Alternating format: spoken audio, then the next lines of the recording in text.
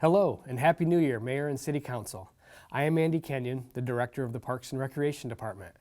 I would like to thank you and the community for watching this video, which will give an update of what we have accomplished so far in fiscal year 24 and where we're going in fiscal year 25.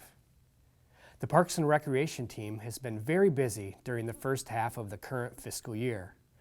One of the coolest projects we've worked on in a long time took place at Moran Park. As part of our ongoing playground replacement efforts, Moran Park was scheduled for a makeover this past spring. After receiving feedback from the community about the need for more inclusive play spaces at our parks, we designed this playground to help meet that need. The result turned out great. People of all abilities can play together here, and we will use this as a model for future refreshes at other playgrounds. I would like to thank the many volunteers that helped us build this playground and make it a reality for the community. Their generosity has helped to improve people's lives at the park. Also at Moran, the tennis and pickleball courts are being refurbished. This work ran into some weather delays during the summer, so look for it to be completed in the spring. A futsal court and new lighting on the courts is also underway. The lighting was not originally part of the plan, but we were approached by the BPW in late summer with an idea. As part of their ongoing improvements to underground overhead wires, and to replace aging wooden poles, they took down the old poles that surrounded the courts and rewired them for us. We took advantage of the opportunity and added new LED lights, improving the court play at night. We continued to provide updates to the infrastructure in the department by paving the parking lots at Holland Park and half of the roads in Pilgrim Home Cemetery. Paving will pick up again next year, finishing up in the cemetery, and another park property will be completed as well. Through an end-of-life gift to the city, the interior spaces at DeGraff Nature Center are being updated. These improvements include an updated kitchenette, a larger meeting room, upgraded restrooms, a refreshed public space that will include new displays and a desk area to greet guests. The team looks forward to holding more meetings in this renovated area in the near future. The Parks and Recreation Master Plan was also updated. We were very happy to receive over 500 individual responses to the survey.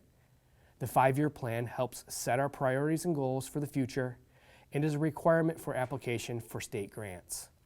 The recreation team worked hard getting field sponsorships off the ground and implementing pavilion rentals.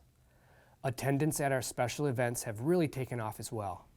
As we look forward to fiscal year 25, we are excited to begin working on some projects that we have been discussing for quite a long time. First off, we will begin building the ice rink at Window on the Waterfront.